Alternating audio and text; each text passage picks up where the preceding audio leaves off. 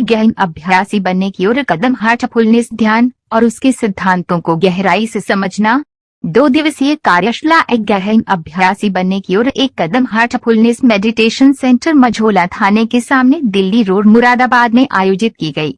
2 दिवसीय कार्यशाला national senior faculty ऋषि रंजन द्वारा हार्टफुलनेस ध्यान और उसके सिद्धांतों के बारे में चर्चा परिचर्चा कार्यशाला आयोजित की गई।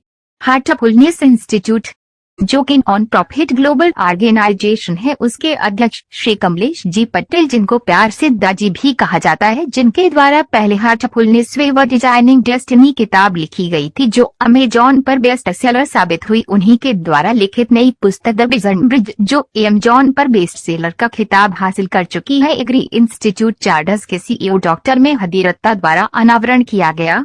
द विजन ब्रिज पुस्तक पर प्रकाश डालते हुए हार्टफुलन के नेशनल सीनियर फैकल्टी ऋषि रंजन ने कहा कि आज के बदलते परिवेश में दादा दादी नाना नानी जैसी पीढ़ी जो ज्ञान का भंडार है, उनको आने वाली पीढ़ी दर पीढ़ी में कैसे संजोकर हस्तांतरित किया जाए और संभाले रखा जा सके, आने वाले समय में बहुत ही बहुमूल्य साबित होने वाली है और समाज में बढ़ती हुई विषमताओं को कम करने में एवं आने वाली पीढ़ी दर पीढ़ी के जीवन को सुचारू रूप से चलने एवं लक्ष्य को पाने में सहायक होगी।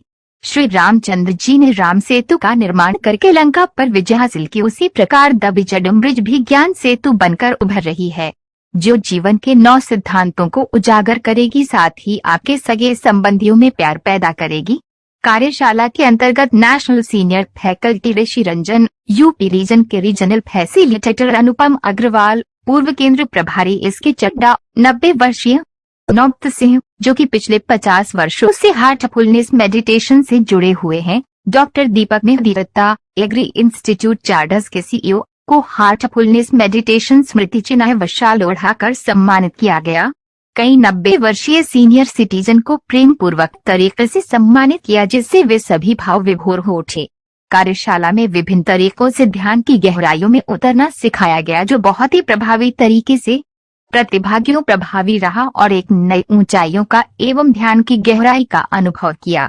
हार्टफुलनेस मेडिटेशन विश्व के 162 देशों में फैला हुआ है और समाज के सभी वर्गों व तनाव मुक्ति एवं ध्यान और सही जीवन शैली सिखाता है। इसके अलावा हार्टफुलनेस इंस्टीट्यूट कई और सामाजिक, जैसे इनमें पेड़ पौधे को लगाकर हरियाली फैलाना, पेड़ पौधों को बचाना, संरक्षित करना, जल संरक्षण करना, polarity, quantum healing, brighter mind जैसे कार्यक्रम चला रहा है, जो कि बच्चों से लेकर बुजुर्गों तक उनके शारीरिक, मानसिक एवं आत्मिक संतुलन को बनाए रखने में बहुत ही प्रभावशाली है। गहन अभ्यासी कार्यशाला में लगभग 250 प्रतिभागियों ने प्रतिभाग किया। अगर हमारे जो एल्डर्स हैं, हमारे जो बुजुर्ग हैं, जिनके पास बुद्धि, ज्ञान, बुद्धिमत्ता और इतना एक खजाना जो भरा है, अगर वो अगली जनरेशन को हैंडओवर नहीं होगा तो अगली जनरेशन जिस मुकाम पे पहुंच सकती थी वहां से वो भटक जाएगी। कई बार आपने देखा होगा कि लाइब्रेरीज में, जब पुराने जमाने में तक्षशिला में बड़ी बड़ी लाइब्रेरीज होती थी, लेकिन जब बाहर से लोग आए, शासक आए, तो उन्होंने उस कंट्री को पूरा गिराने के लिए वो लाइब्रेरी पूरी जला दी, जैसे कि वो ज्ञान वहां के लोगों को मिल ना पाए और उसकी वजह से वो गुलामी की जंजीरों में जकड़ गए।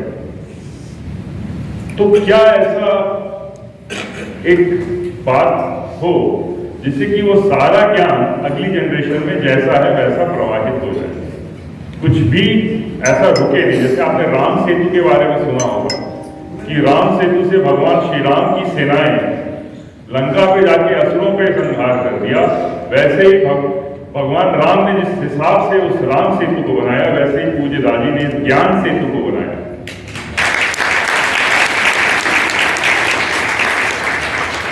इस ज्ञान सेतु से हमारे अंदर जो प्रभा है, स्वयं प्रभा जो आलोकित होगी, उसको पढ़ के, उसको समझ के, उसको अपने जीवन में उतार के हम आने वाले समय में जो आसुरी शक्तियां हैं हमारे अंदर की, उनका संहार होगा और आने वाली जो जनरेशन होगी, आने वाले जो बच्चे होंगे, आने वाले जो लोग होंगे, वो किस तरह से इस पूरे विश्व को आगे ले जाएंगे, ये उनका विजन। ये विजन हमारे लिए तो है ही है कि हम पढ़ेंगे और आज सुधारेंगे, ये विजन उनका है कैसे कल सुधरेगा, कैसे परसों सुधरेगा, कैसे 100 साल बाद चीजें बनेगी, ये उसकी आधारशिला है। इसमें उन्होंने 9 सिद्धांत बताए हैं और उन 9 सिद्धांत के बेसिस पे हम उस बुद्धिमत्ता को हम अपने कर्मों में ला सकते हैं। उस विजन से हमारा विजडम बढ़ेगा, विजडम से एक्शन अच्छा होगा, एक्शन से आने वाली जो डेस्टिनी है वो अच्छी होगी। तो मेरा आप सबसे विनम्र निवेदन है कि इस किताब को आप खरीदें। इसका हिंदी संस्करण जनवरी में आ जाएगा। इस किताब को आप खरीदें, पढ़ें, अपने फैमिली में उसको इम्प्लीमेंट करें, बुक रीडिंग करें, आसपास के लोगों तक ले जाएं, वहां तक चीजें करें। क्योंकि अगर हम कुछ कर सकते हैं इस जीवन में तो हम उस प्रकृति का साधन बन सकते हैं। और ये किताब एक बहुत अच्छा बहाना है जिसमें हम सब लोग जुड़ सकते हैं। इसमें किसी को ज्ञानी बनने की जरूरत नहीं है, इस जीवन के बारे में किताब है। तो आप सब लोग इसको खरीदें, पढ़ें और आसपास के लोगों को बताएं और जितना हो सके इससे फायदा उठाएं। धन्यवाद। हार्टफुलनेस के साथ जुड़ करके मुझको बहुत अच्छा लगता है। और क्योंकि यहाँ मेरा एक प्रशिक्षण केंद्र है जहाँ हम लोग युवाओं को कृषि में स्वरोजगार और किसानों को उसके ऊपर प्रशिक्षण देते हैं। और पूरे उत्तर प्रदेश और उसके बाहर से भी लोग हमारे यहाँ आते हैं। और मैं जब भी अपने सेंटर के लोगों से अनुरोध करता हूँ तो सब अपने आप ही आ जाते हैं। चड्ढा सर का आशीर्वाद बहुत दिनों से नहीं मिला है, लेकिन जो स्वस्थ रहते हैं तो हमेशा हमारे यहाँ 3 दिन 4 दिन हमारे जो प्रशिक्षणार्थी हैं उनको पूरी तरीके से, क्योंकि वो किसी को भी उद्यमी बनाने के लिए उसका ओवरऑल डेवलपमेंट जरूरी है। और जब तक हम उसको इन चीज़ों से भी नहीं जोड़ेंगे तो वो कोई फायदा नहीं होता।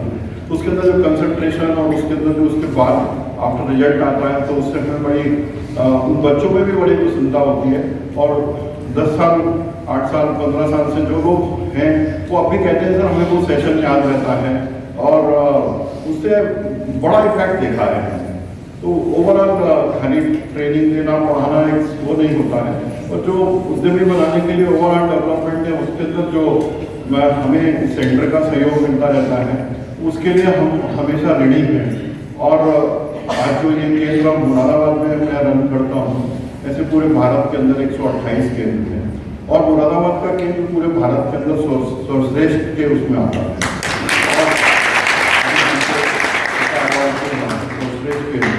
उसका कारण ये केंद्र भी है जो हमारे भाई साहब हैं उनका हमें सहयोग मिलता रहता है। और मैं उम्मीद करूंगा कि हमें आगे भी सहयोग मिलता रहेगा।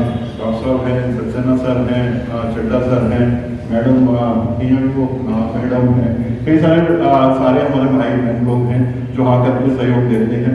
हम उनका हृदय से आभार करते हैं और हमेशा ऋणी हैं। और हमारा केंद्र में कभी भी कोई सहयोग है उसके लिए हम हमेशा तैयार हैं। आप हमें इसकी सेवा का अवसर देंगे तो हमें अच्छा लगेगा। Thank you. वो कुछ साझा करना चाहता हूँ 2-3 पॉइंट्स। हम सब लोग जब मंदिर जाते हैं तो अपने को स्वच्छ करते हैं, पवित्र करते हैं, कुछ धूप गंध पुष्प लेके अंदर बढ़ते हैं, चप्पल उतार देते हैं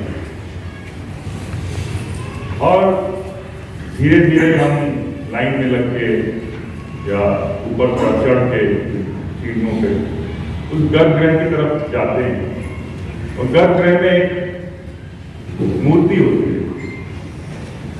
मूर्ति के सामने जाके की तैयारी करने के बाद मूर्ति के सामने जाके हम हाथ जोड़ते हैं, सर झुकाते हैं और आंख बंद करते हैं।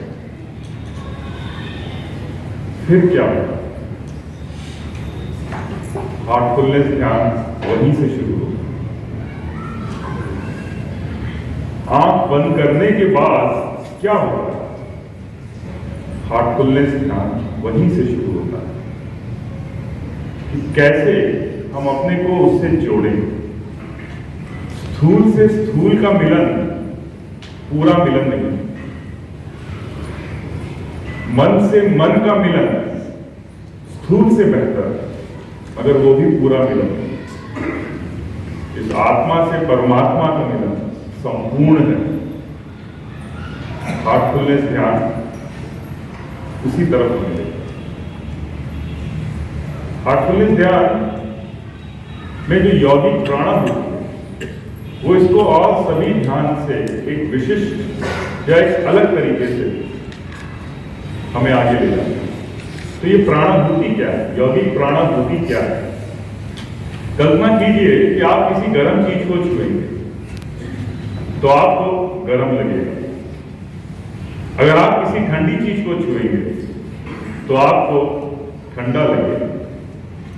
मगर अगर हम अपने हृदय में छिपे उस दिव्य का स्पर्श कर सके तो कैसा लगेगा? यौगिक प्राणाभूति उसी दिव्य और पवित्र स्रोत का सार है, ये ईश्वरीय सार है। तो वो तत्व जब हमारे अंदर प्रवाहित होने लगता है तो हम उसके जैसे ही बनने लगते हैं, उसकी क्वालिटीज ही हमारे अंदर आने लगती है। बाकी सब जगह हमें मेहनत करनी पड़ती है, खुद से प्रयत्न करना पड़ता है। हार्टफुलनेस ध्यान में जैसे ईश्वर खुद अपनी धाराएं हमारे हृदय में प्रवाहित करने लगते हैं, और यही यौगिक प्राणाभूति हार्टफुलनेस ध्यान को और सभी ध्यानों से थोड़ा अलग तरह से रखती है। इसकी शुरुआत हम सभी को मालूम है 1945 में श्री रामचंद्र जी जो शाहजहांपुर के थे उन्होंने इसकी शुरुआत यूपी से शुरुआत की। शाहजहांपुर में इसका आश्रम बना और श्री रामचंद्र जी महाराज जिन्हें हमें प्यार से हम लोग बाबूजी महाराज बोलते हैं, जो शाहजहांपुर में थे, उन्होंने इस पूरे सिस्टम को एक ऐसा डिजाइन किया कि गृहस्थ जीवन रहते हुए भी हम उन सब आध्यात्मिक लाभों का फायदा उठा सके। पुराने समय में इन आध्यात्मिक लाभ को, इन आध्यात्मिक दशाओं को समझने के लिए, करने के लिए, अनुभव करने के लिए लोग जंगलों में जाया करते थे, एक पैर पे खड़े रहा करते थे, वहां के जो जंगली जानवरों से सावधान रहते थे, जो भी जंगल में मिलता था वो खाते थे, और तब उनको ये आध्यात्मिक दशाएं मिलती थी। लेकिन बाबूजी महाराज ने इसको ऐसा सुंदर तरीके से बनाया यौगिक प्राणाभूति के द्वारा कि हम गृहस्थ जीवन रहते हुए भी, दिन प्रतिदिन चीजों को, ऑफिस जाते हुए भी, घर में काम करते हुए भी, रिलेशनशिप निभाते हुए भी, हम यौगिक प्राणाभूति की वजह से वो सारी आध्यात्मिक दशाएं अपने अंदर महसूस कर सकते हैं। तो ये गृहस्थ